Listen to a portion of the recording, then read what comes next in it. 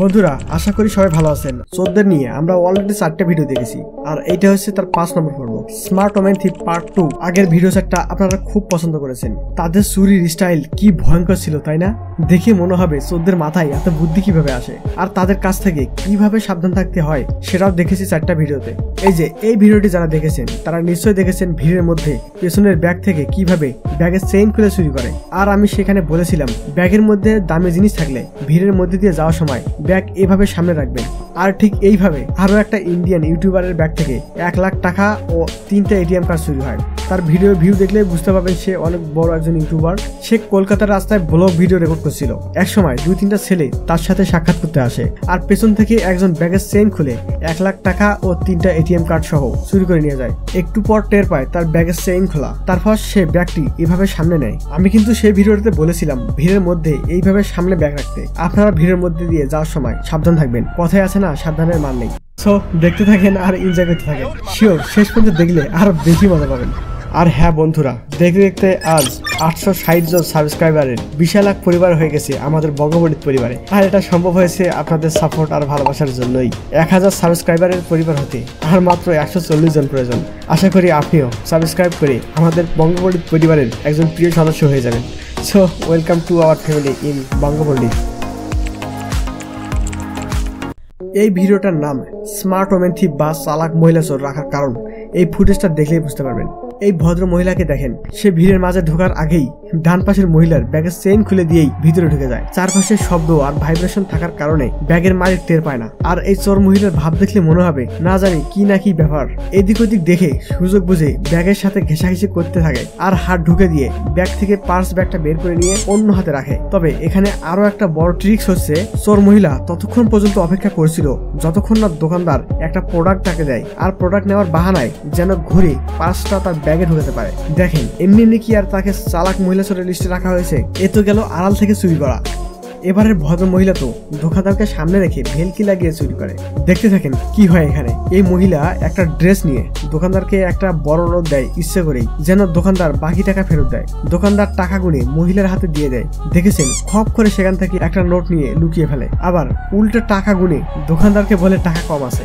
তাই দোকানদার আবার টাকা গুনে দেখে সত্যি কম, তাই সে কাউন্টার থেকে আবার টাকা বের করে তাকে দিয়ে দেয়। আমরা আগের স্মার্ট থিপ পার্ট 2-তে ঠিক এমনই একটা টাকা চুরির কৌশল দেখেছি, যেখানে চোর ধরা পড়লে পুলিশ তার চুরির ক্যালেশমা দেখতে চায়। সেই চোর পুলিশকে কিভাবে বোকা বানিয়ে কয়েক হাজার টাকা চুরি করে অথচ তিনি টেরও পাননি।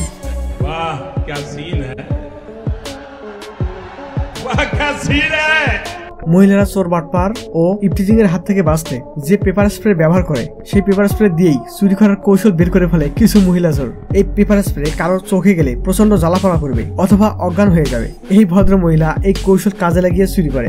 জুয়েলারি সব থেকে গহনা চুরি করার জন্য সে দোকানদারের চোখে স্প্রে করে দেয়, কিন্তু কি জানি স্প্রে তার কোনো ক্ষতি করতে পারে নাই, হয়তো স্প্রে ডেট শেষ হয়ে গেছে। যাই হোক, এই মহিলা এরপর থেকে ডেট চেক করে আসতে ভুলবে না।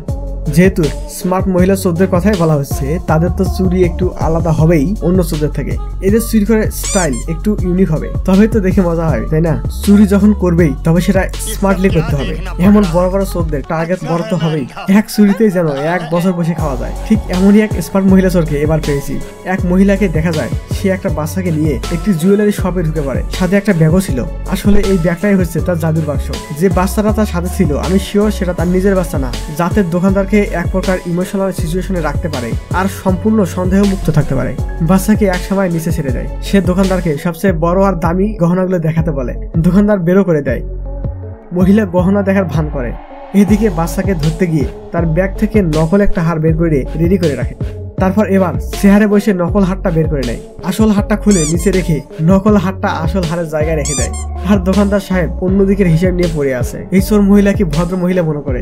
তার যে কি সর্বনাশ করে দিল এই ভদ্র মহিলা তার জানা নেই। তারপরে আবার একজোড়া গহনা দেখাতে বলে। দোকানদার সেটা বের করে দেয়। বাকিটা ইতিহাস। আপনারা এই ব্যাপারে দোকানদার সম্পর্কে কি মতামত দেবেন তা কমেন্ট করে জানাবেন। যাক, এবার দেখেন আরো কি ঘটনা ঘটেছে। এই 3 জন মহিলা একসাথে এসেছে। তারা গহনা দেখছে ভালো কথা, কিন্তু এদের দেখে যতটা ইনোসেন্ট মনে হচ্ছে ততটা ইনোসেন্ট এরা না। এই মহিলাকে দেখা যায় সে পাশের গহনার কাউন্টারে হাত দিচ্ছে।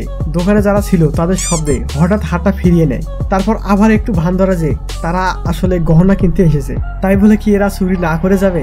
তারপর আবার এই মহিলা হাত দিয়ে পুরো একটা গহনার কাউন্টার বের করে নিয়ে তার ব্যাগে ঢুকিয়ে নেয়। একটা বিষয় লক্ষ্য করেন, এই মহিলা যখন গহনার কাউন্টারটা সামনের মহিলার গায়ে লাগায় তখন সে তাড়াহুড়ো করে তার ওনাটা মেলে ধরে যাতে দোকানদার দেখতে না পারে। তারপর এদের কাজ শেষ। কত বড় প্ল্যান করে চুরি করতে এসেছে দেখেছেন? প্ল্যানে এতটুকু ভুল ছিল না। এসব ঘটনা দেখে চুরির মুভির কথা মনে পড়ে যায়। কত নিখুঁত এদের চুরির স্টাইল। তো বন্ধুরা, এই মহিলা চোরদের মধ্যে কোন মহিলা চোরকে আপনার সব থেকে বেশি স্মার্ট বলে মনে হয়েছে তা কমেন্ট বক্সে জানাতে ভুলবেন না। আপনাদের মতামত দেখতে চাই যে কাকে আপনারা সব থেকে বেশি স্মার্ট বলে মনে করেন। আর হ্যাঁ, ভিডিওটা ভালো লাগলে একটা লাইক দিয়ে 1000 সাবস্ক্রাইবার ফ্যামিলি, এই ভিডিও থেকে 1000 সাবস্ক্রাইবার পূরণ হবে। তো আপনাদের সাপোর্ট আর ভালোবাসা পেলে অবশ্যই হবে, কেন হবে না। So see you soon and stay tuned.